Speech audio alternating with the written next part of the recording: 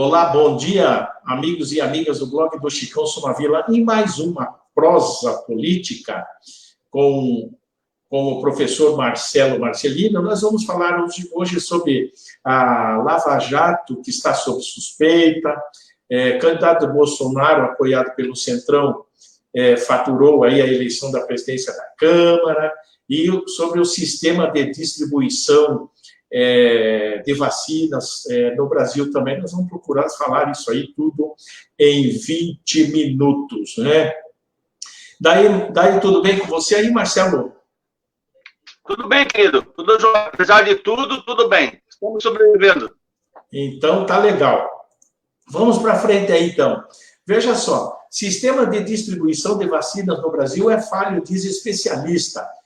Olha que no ano de 2018, ainda no governo do presidente Temer, do MDB, seu ministro da Saúde, Ricardo Barros, que é do PP aqui do Paraná, PP, Partido Progressista, decidiu fechar a Central Nacional responsável pela logística da distribuição de vacinas.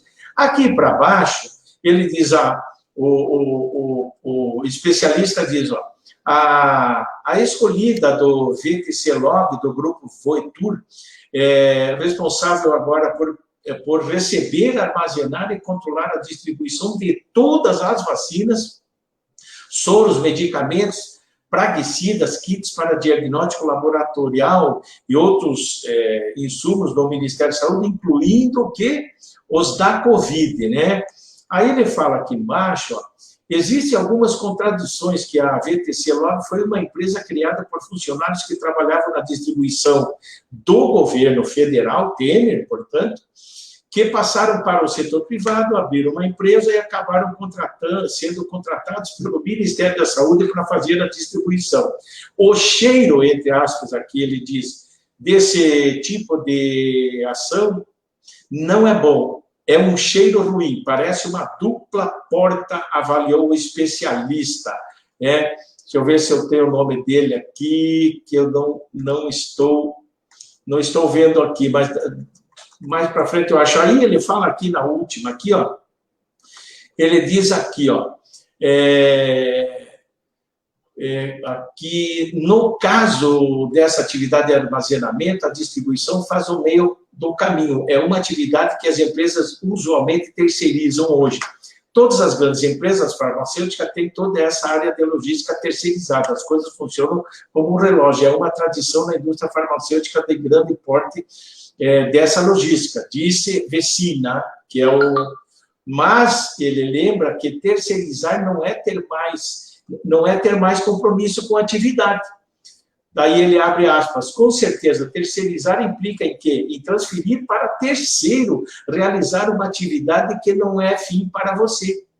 Porém, exige que você continue gerenciando o terceirizado, tem que ter capacidade de acompanhar 100% das atividades, né? Aí ele fala que não existe terceirização sem fiscalização.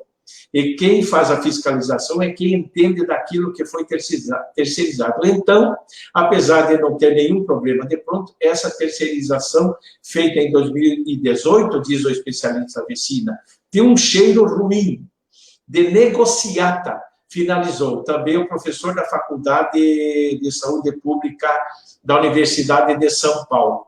Então, eu pergunto para você, isso aí seria já fazendo parte daquele projeto Ponte para o Futuro do presidente Michel Temer, já começando o desmonte dos setores aí do Brasil?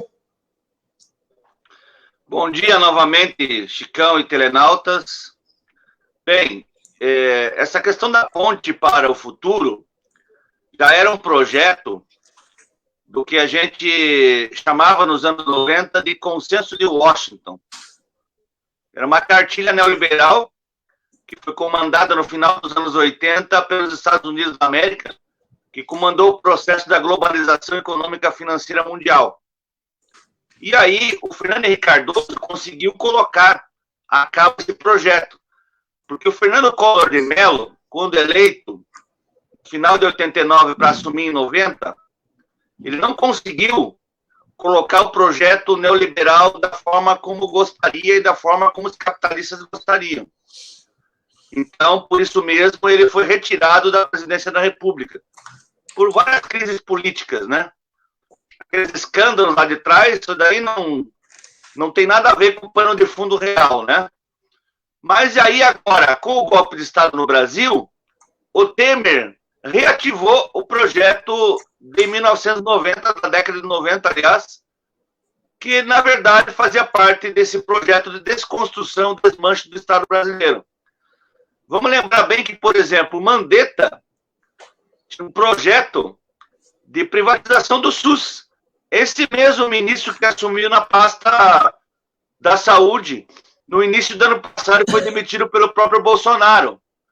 Então, vocês imaginem agora, em plena pandemia, sem o SUS, imagine o tamanho do estrago que seria no Brasil, assim como ainda está acontecendo nos Estados Unidos, que não tem um plano de saúde público, como nós temos aqui, de acordo com a Constituição de 88. Então, isso faz parte de um desmanche do Estado brasileiro, sim. Subcontratações, terceirizações, privatizações. Isso daí é o avanço do capitalismo ultraliberal comandado pelos Estados Unidos e também pela classe empresarial brasileira. Perfeito. E lembrando, claro, que o deputado federal do PP, Partido Progressista do Paraná, Ricardo Barros, ele, de vez em quando, aparece aí como um dos cotados para assumir o lugar do Pazuello, né? Mas é isso aí. Isso aí foi uma entrada que nós fizemos. Agora eu quero, para a gente comentar um pouco, você veja só sobre essa questão aí da Lava Jato, né? Que ela está sob suspeita. Então, mensagens comprovam que Dallagnol agiu politicamente. Esse aqui é um site do site Brasil 247. Daí diz aqui, a articulação política de Dallagnol, missão avessa às prerrogativas institucionais do procurador da República, previu que o Ministério Público Federal agiria nos bastidores. Aí ele diz, aqui do matéria do Conjur, o procurador Deltan Dallagnol, que coordenou a Frente Paranaense de autodenominada Lava Jato, planejou em 2017 um grau de renovação política para que fossem eleitos em 2018 pessoas comprometidas com mudanças. O plano, pelo que se viu, deu certo. Aí diz aqui, já por essa época, na antevéspera da eleição, Jair Bolsonaro, Deltan, da eleição de Jair Bolsonaro, Deltan tratava com Sérgio Moro, né, do uso da Lava Jato para levar o juiz para o Supremo. Na ocasião, em 29 de agosto de 2016, o procurador se esforça para convencer Moro a ir ao último programa do apresentador Jô Soares. Na descrição de Deltan, seria um programa destinado a humanizar e desmitificar o juiz, trabalho de imagem que ele vinha fazendo em suas palestras, mas que na TV alcançaria milhões de likes. Tudo bem, esse aí foi uma situação. Aí, tem uma outra situação aqui, deixa eu ver aqui, do ministro Lewandowski. Olha só, o ministro do Supremo Tribunal Federal, né? Deixa eu ver aqui, para daí você que você fizesse uns comentários. Lewandowski tira sigilo de conversas entre Moro e Dallagnol. Veja as mensagens. Daí ele fala aqui, o ministro do Supremo Tribunal Federal, Ricardo Lewandowski, retirou o sigilo de mensagens obtidas no âmbito da operação spoofing, que envolvem conversas entre o juiz Sérgio Moro e o procurador da Operação Lava Jato. A decisão atende a um pedido da defesa do ex-presidente Lula, etc. A decisão de Lewandowski foi proferida ontem, né, segunda-feira, logo após a abertura do ato do ano jurídico. E, na prática, permite acesso a cerca de 50 páginas de mensagens trocadas entre Sérgio Moro e o procurador Dallagnol em conversas privadas em grupos de procuradores da Lava Jato entre 2015 e 2017. As mensagens foram obtidas na operação do spoofing, que investigou o grupo de hackers que em 2019 invadiu celulares de autoridades como do juiz Sérgio Moro. Então, mediante essa matéria aí que nós vemos aí sobre o Deltan Dallagnol e essa que do Correio Brasiliense aqui, que fala do Lewandowski, até eu vou mostrar novamente aqui, que fala do Lewandowski, né? O que você teria a comentar sobre essa situação, Marcelo? Só quero esclarecer uma coisinha que talvez na questão anterior tenha deixado passar, mas que para quem está nos assistindo é importante. No que diz respeito à questão da saúde, o Mandetta é um médico e é conselheiro até hoje da Unimed. Então tem interesses particulares aí que eu até esqueci de comentar. Perfeito. E o Ricardo Barros também está ligado ao setor da saúde, né? Privada, né? Isso. Então, eles são os maiores interessados, os maiores lobistas do setor privado para o desmonte do Estado brasileiro nessa área tão vital para o povo e para a nação brasileira. Agora, em relação a essa questão, é a seguinte: não é uma questão jurídica, como as pessoas imaginam, né? Você não dá uma liminar favorável a alguém, não abre o sigilo porque, na verdade, aquilo lá é justo ou não, é juridicamente importante ou não. Isso tudo tem a ver com a questão política. A Lava Jato está entrando numa linha de desgastes contínuos, cada vez maior, e aí, evidentemente, existe um cabo de guerra entre os lavajatistas no Supremo Tribunal Federal e aqueles que não suportam a Lava Jato. Por exemplo, Lewandowski, Gilmar Mendes, esse grupo aí não suporta mais a Lava Jato. A Lava Jato já serviu ao seu propósito, que era ajudar a derrubar o presidente Lula, condená-lo, colocar na prisão e torná-lo inelegível nas eleições de 2018. E ajudar no impeachment da Dilma indiretamente. Eles já cumpriram a sua função. Agora, eles já estão bastante desgastados com aquelas questões do FBI americano, que eles abriram as portas para uma agência externa ao Brasil, quer dizer, abriram todos os documentos importantíssimos do Estado brasileiro a uma agência internacional, à Polícia Federal Americana, ao escritório dos Estados Unidos, e eles vêm fazendo isso de uma forma muito voraz, principalmente desde 2014 para cá. Eles não cessam, né? Só que agora o tempo deles já chegou. E eles vão entrar numa situação cada vez mais degradante, até se tornarem párias nesse processo. Só que até lá, evidentemente, eles, como já cumpriram o seu papel, eles não vão ser considerados mais relevantes. Dallagnol e a sua turma, né? E aí vão ser descartados. Eles tentam sobreviver, tentam se agarrar no que podem, porque eles têm força ainda, mas a força deles diminui a cada momento. E as decisões jurídicas do Supremo, elas vêm provando isso daí a cada momento. A cada momento tem uma abertura desse caso aí que já está fazendo história na política brasileira aí, caros amigos.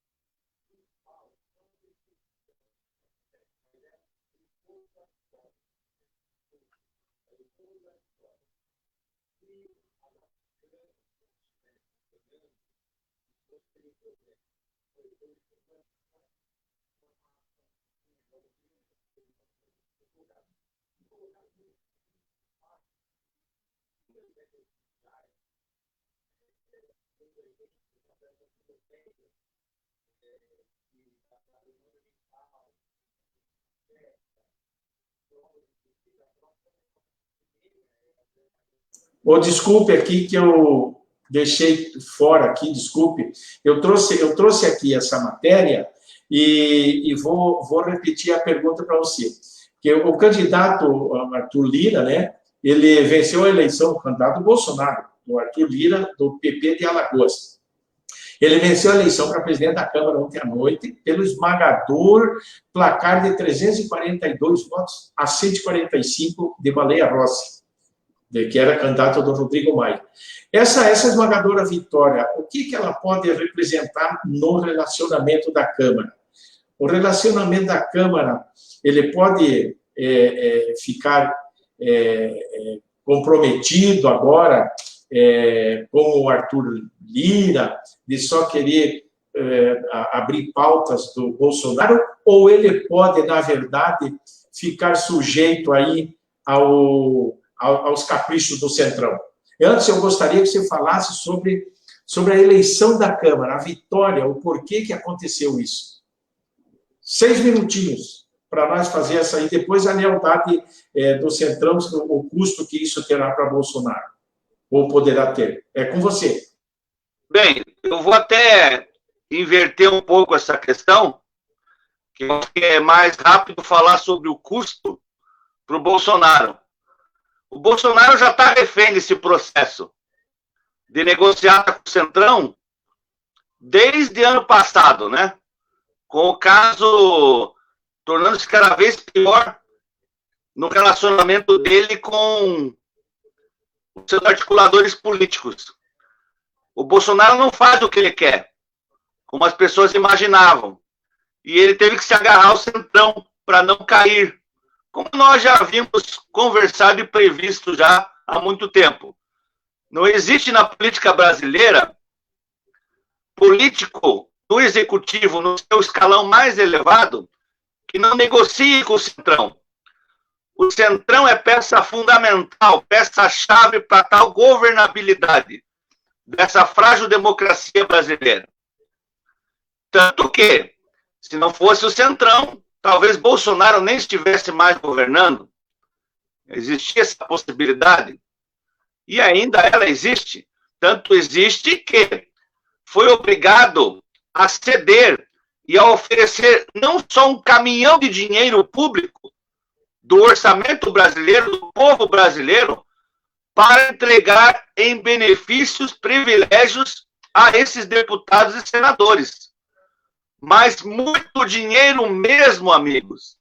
Uma compra de deputados, um balcão de negócios, como sempre foi, na verdade, só que agora teve que ter um peso ainda mais relevante nesse balcão de negócios. Muito dinheiro envolvido. Bolsonaro está blindado com essa aquisição, com essa compra nesse mercadão da política brasileira, e ele vai conseguir se segurar, grande medida, a esse movimento que ele fez, desses privilégios todos. Então, a coisa, para derrubar Bolsonaro agora na Câmara, no Senado, vai ficar bem mais difícil. Bolsonaro se fortalece, apesar de que o custo, sim, é elevado, mas faz parte, já está na conta. Ele sabe muito bem disso, seus assessores sabem muito bem disso. Rodrigo Maia acabou sendo derrotado.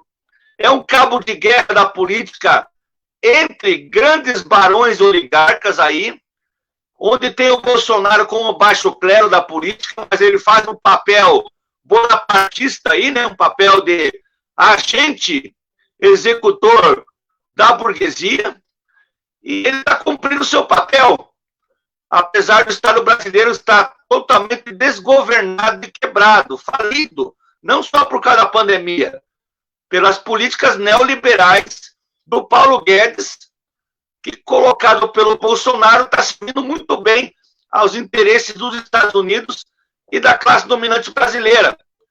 É evidente que isso vai acontecer, mas quem saiu vencedor foi Bolsonaro. Eu não tenho a menor dúvida disso. Agora, para derrubar Bolsonaro, só com o povo na rua, porque com o Congresso Nacional, com a Câmara dos Deputados, a gente não vai ter nenhuma facilidade a partir de agora. Já não tinha com o Rodrigo Maia, que sentou em mais de 50 processos de impeachment. Com essa turma agora, então, as chances são ainda menores.